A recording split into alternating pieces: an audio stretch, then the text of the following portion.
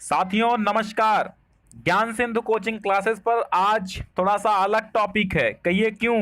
क्योंकि आपके पाठ्य पुस्तक में जो संकलित लेखक हैं और उनकी रचनाएं हैं वो मैं लेकर के आया हूं। अब आप पूछेंगे कि इनकी क्या जरूरत है? अरे इन्हीं की जरूरत है भैया, क्योंकि यही आने हैं। यहीं से लगभग 2-3 प्रश्न आपके ऑब्जेक्टिव में आते हैं। तो मान लो तुम 2 नंबर पक्का, ये 2 नंबर का काम आज कर लो, है ना। 1 नंबर 2 नंबर का काम कर लो आज, मतलब मिल जाएंगे तो बहुत अच्छी बात है। चलो भाई, क्योंकि आप ये अनुभव करेंगे, पुराने प्रश्न पत्र उठाकर देखेंगे तो ये आपको प्रतीत होगा कि लगभग आपके जो पाठ में संकलित लेखक हैं वो लगभग आपकी पाठ्य पुस्तक में जो संकलित लेखक हैं उनमें से 1-2 प्रश्न आपको मिलेंगे देखने को। तो मोस्ट इंपॉर्टेंट की श्रेणी में आते हैं। सामान्य और साहित्य हिंदी वाले विद्यार्थी सभी देखें तो समझ में आएगा उनको कि यहां से जरूर आएंगे। ठीक है, चलो देखिए, पहले वासुदेव शरण अग्रवाल हैं जिन्होंने राष्ट्र का स्वरूप लिखा है, और 30% से मतलब नहीं है, जो हट गया वो भी पढ़ लो क्योंकि रचनाएं ऑब्जेक्टिव में आ सकती हैं। डॉक्टर वासुदेव शरण अग्रवाल ने पृथ्वी पुत्र लिखा, भारत की एकता लिखा, कल्प वृक्ष लिखा, कल्पधारा, वागधारा और माता भूमि। ये इनकी 6 रचनाएं आपको रट लेनी है। ठीक है, पृथ्वी पुत्र, कल्पलता, भारत की एकता, वागधारा, कल्प वृक्ष और माता भूमि। इनको कैसे रटेंगे? आपको रट्टा मारना, पृथ्वी पुत्र वासुदेव शरण अग्रवाल, कल्पलता वासुदेव शरण अग्रवाल, भारत की एकता वासुदेव शरण अग्रवाल, वागधारा वासुदेव शरण अग्रवाल, कल्प वृक्ष वासुदेव शरण अग्रवाल, माता भूमि वासुदेव शरण अग्रवाल। तो अब आपसे पूछा जाएगा कल्पलता किसकी है? हजारी प्रसाद द्विवेदी की भी है और वासुदेव शरण अग्रवाल की भी है। तो ये दोनों में कंफ्यूज मत होइए, अगर ऑप्शन दोनों है तो कोई एक लगा दीजिए, कोई दिक्कत नहीं है। पृथ्वी पुत्र, भारत की एकता, वागधारा और माता भूमि ये। और देखिए कल्पवृक्ष आ भी चुकी है, 2000 जेडसी पेपर में आ चुकी है ये रचना। तो मैंने कहा ना आपसे कि एक आध मिल जाएंगी आपको। चलिए जैनेन्द्र कुमार की देखिए, जैनेन्द्र कुमार जिन्होंने लिखा भाग्य और पुरुषार्थ, जड़ की बात, प्रेम और परिवार, परख, त्यागपत्र, जयवर्धन, पाप और प्रकाश दुखदा, नीलम देश की राजकन्या और पूर्वोदय। ये 10 रचनाएं जैनेन्द्र कुमार की हैं, तो इनको आप समझ लीजिए। ठीक है,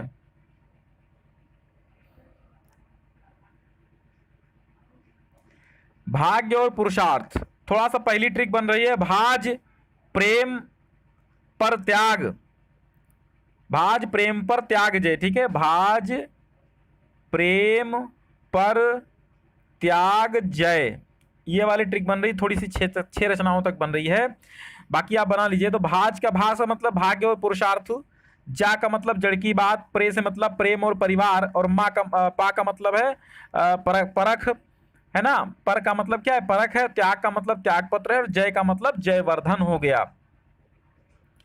ठीक, बाकी कहानियां आप रट सकते हैं, भाग्य और पुरुषार्थ, जड़ की बात, प्रेम और परिवार, परख, त्यागपत्र, जयवर्धन, पाप और प्रकाश, सुखदा, नीलम देश की राजकन्या, पूर्वोदय।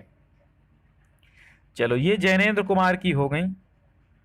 अब कन्हैयालाल मिश्र प्रभाकर, बहुत इंपॉर्टेंट रचनाएं हैं, है ना। तो जिंदगी मुस्कराई, कन्हैयालाल मिश्र प्रभाकर।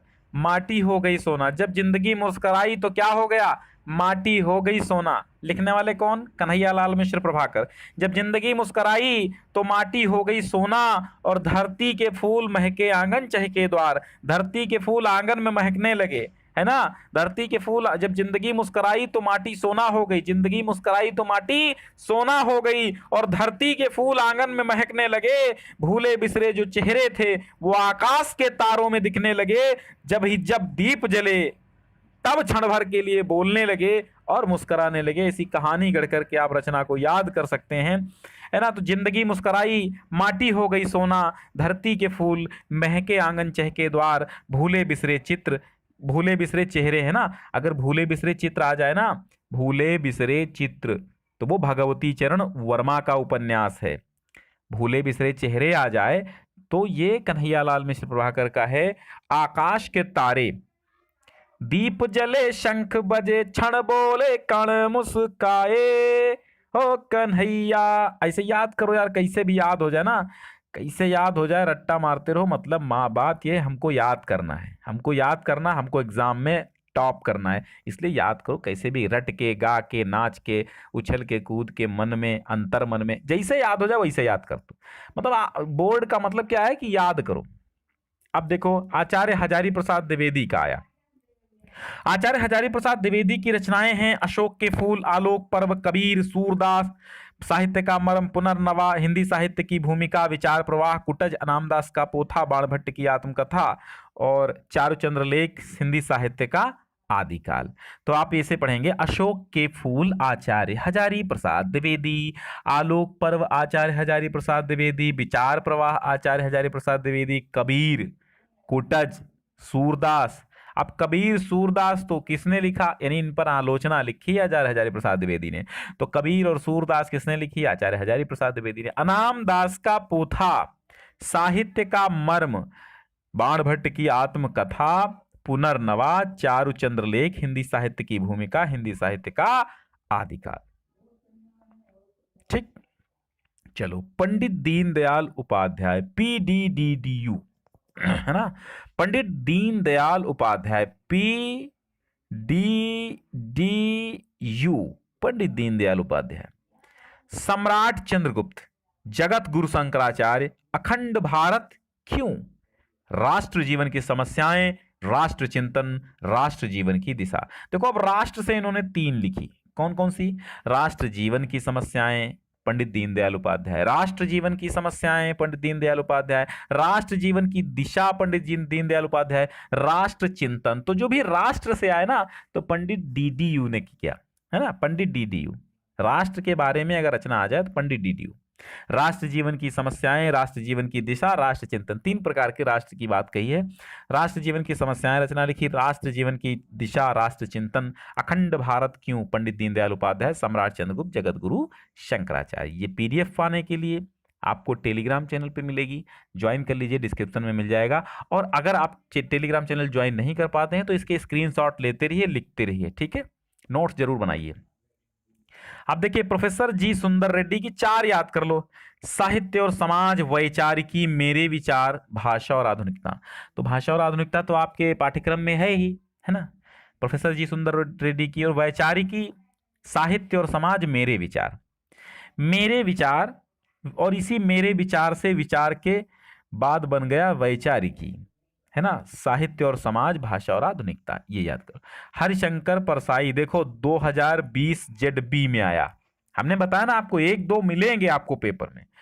तो जैसे उनके दिन फिरे, रानी नागफनी की कहानी, तट की खोज, भूत के पांव पीछे, सदाचार का तावीज, शिकायत मुझे भी है और निंदारस। तो निंदारस तो आपके पाठ में थी, आपके पाठ्य पुस्तक में ही है, लेकिन 2021 में हट गया है। लेकिन फिलहाल आपको रचनाएं हरिशंकर परसाई की याद कर लेनी है ना, हो सकता आ जाएं। तो जैसे उनके दिन फिरे, रानी नागफनी की कहानी, तट की खोज, सदाचार की तावीज, निंदारस, भूत के पांव पीछे और शिकायत मुझे भी है। लास्ट है और मोस्ट है डॉक्टर APJ अब्दुल कलाम। मैं आपको एक वादा करता हूं और एक दावा भी करता हूं कि इसमें से एक रचना इस बार आएगी, बिल्कुल पक्का है, बिल्कुल 100% श्योर है। तो बिल्कुल रट डालिए, India 2020 vision for the new millennium, 1998 में लिखी गई, है ना। तो इंडिया 2020 ऐसा याद कर लो, इंडिया 2020, भारत 2020। अगर ये हिंदी वर्जन भी आ जाए ना, भारत 2020, तब भी मत छोड़िएगा, डॉक्टर APJ अब्दुल कलाम का है। A vision for the new millennium, भैया अंग्रेजी हमको आती नहीं, इसका अनुवाद क्या होगा अपन को नहीं मालूम। विंग्स ऑफ फायर, अग्नि की पंख, है ना, यही तो होगा, अग्नि के पंख। चलिए, an autobiography.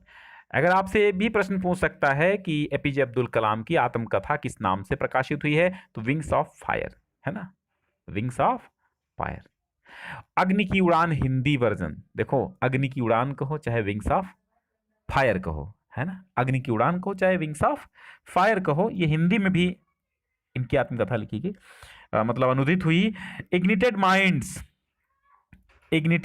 Minds unleashing the power within India, 2002 में लिखी गई है। आरोहण प्रमुख स्वामी जी के साथ मेरा आध्यात्मिक सफर। तो ये 5 रचनाएं अपने प्यारे राष्ट्रपति, पूर्व राष्ट्रपति और पूजनीय, हमेशा श्रद्धेय हैं डॉक्टर APJ अब्दुल कलाम जी, जिन्होंने हिंदुस्तान में कुरान और भगवत गीता दोनों पढ़ी हैं, मैं उनको सलाम करता हूँ। तो डॉक्टर एपीजे अब्दुल कलाम एक महान वैज्ञानिक थे और एक महान राष्ट्रभक्त थे। हम इन्हें कभी भुला नहीं सकते। इनके जैसा व्यक्ति तो शायद दुनिया में अब दोबारा आए, तो इनको, इनकी रचनाएं कभी ना भूलिएगा, और मौका मिले तो आप पढ़ भी लेना अग्नि की उड़ान।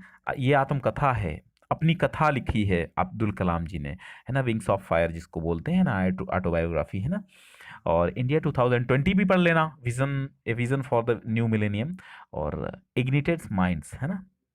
तो ये unleashing the power within India और आरोहण प्रमुख स्वामी जी के साथ मेरा आध्यात्मिक सफर। तो कैसा लगा आज की रचनाएं? और बच्चों, हम आपके लिए एक जल्द ही सीरीज लेके आ रहे हैं। सीरीज का मैं एक ही वीडियो लाऊंगा, और वो मास्टर वीडियो होगा। वो मास्टर वीडियो काहे का होगा? वो आपका एक क्वेश्चन बैंक का जो भी बहुविकल्पीय प्रश्न है, लगभग राजीव प्रकाशन की, तो मैं उसके सारे बहुविकल्पीय लेकर के आऊँगा। ढेर सारे बहुविकल्पीय होंगे, उनको भी एक मास्टर वीडियो होगा, तो उसमें आप पढ़ लेना, ठीक है। चलिए, बहुत बहुत धन्यवाद। एक बार शेयर कर देना है, शेयर इसलिए कीजिए क्योंकि बहुत ही इंपॉर्टेंट है ना। सीक्रेट किसी को मत बताना, लेकिन शेयर जरूर कर देना। बहुत बहुत धन्यवाद।